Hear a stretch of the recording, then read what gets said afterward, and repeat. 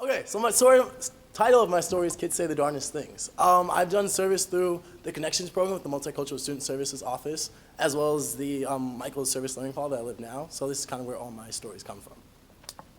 So when I first came to college, I had no idea what I wanted to do with myself. I thought maybe I wanted to be a writer, or be a public speaker, or do something with music.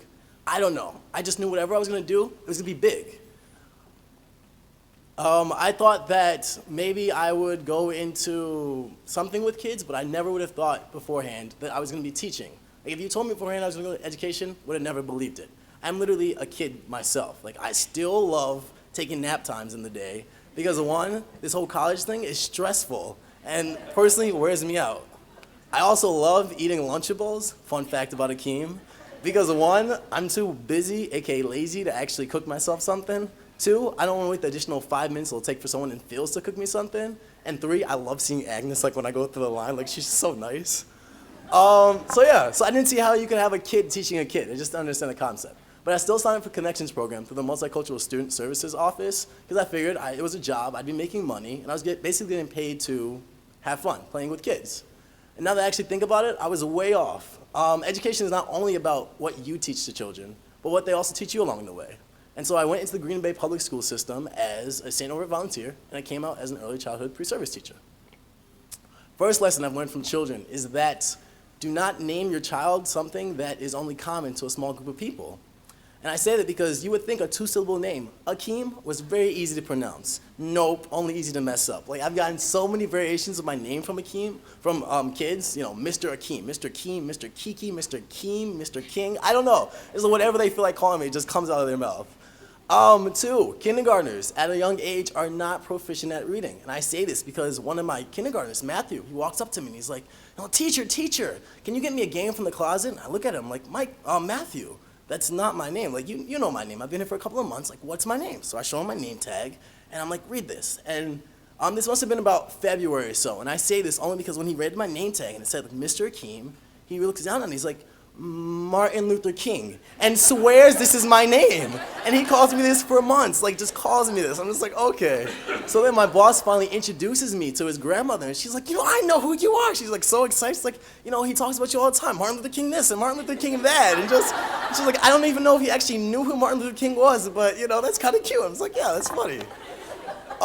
Another thing I learned from children is that they have this natural thirst for knowledge. They want to know like what's going on, when is it happening, why is it happening? Talking to a child is like having a mini interrogation. My previous supervisor, Vanessa Cuevas, for the Connections program, she came to Fort Howard one day and she, does observation, checking on the tutors, see how everything is going. And so the very first person she meets is a third grader named Caprice. So Caprice stops her in the hallway, does this whole like scan of her up and down, like taking every detail of her. And so she stops at her hand. And children at this young age have this preconceived notion that everyone that they meet with the ring is automatically married. So she approaches the situation with just this, and she's like, who are you? And she's like, I'm Vanessa, I'm from St. Norbert, and explains her role. She's like, oh, okay, so are you married? And she's like, no, like I don't have a husband. She's like, oh, so he left you. And I was like, oh, like kids have no filters, like what they say. One of my kindergartners, Matthew, the same one who calls me Martin Luther King, he comes up to me, he's like, Mr. Akeem, like, you can stay with us for the weekend, you come live with me, sleep in my bunk, but I'm just like, no, I cannot, that's a tad bit creepy. Another kindergartner, Vinny, he always like approaches me, he's like, Mr. Akeem, I love you. And I'm just like, oh, like, thanks, Vinny. And then, but he keeps saying it, and he's saying it, it's like, Mr. Akeem, I love you. And I'm just like, oh, okay, you can stop saying that now. But then he starts like blowing me kisses, just like, and just like stops in the middle of the day. And then my teacher finally catches him one time. She's like, Vinny, like, what have we told you? We understand you're a very affectionate child, but like keep it at home. It just like goes off. Apparently he does this to everyone, so I don't feel special anymore. One of my other students was helping one day. He's carrying all the snacks. So he's carrying a handful of like Teddy Grahams. And so, I just stopped him one day just to start a conversation with him. I'm like, Dante, like, what are you carrying? Another life lesson children have taught me. One, they love to prove that they know something, and two, they love to make you feel stupid for not knowing something. So one of my kindergartners walks up, and she's Jada DeMar. She's like, Mr. Akeem, well, duh, those are chocolate bears. And I'm like, oh, okay, Jada. But then she stops, and she's like something hit her, and she's like, Mr. Akeem, kind of like you. I think you taste like chocolate. I'm like, no, I don't. Like, what do you say that? Like, I don't appreciate your blunt attempt at cannibalism? I don't know. Kids just say whatever. So, yeah.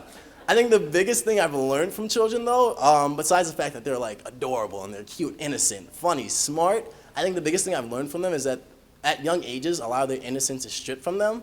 They have to deal with like the harsh reality of the world. One of my kindergartners randomly just brought a condom to school, and so she's like playing within the classroom. Thank goodness she had no idea what it was for, but that just kind of shows you what she's exposed to when she does go home. One of my other students has missed a couple of days of school because he was evicted from his house, and he had to live in a hotel that was too far from the school.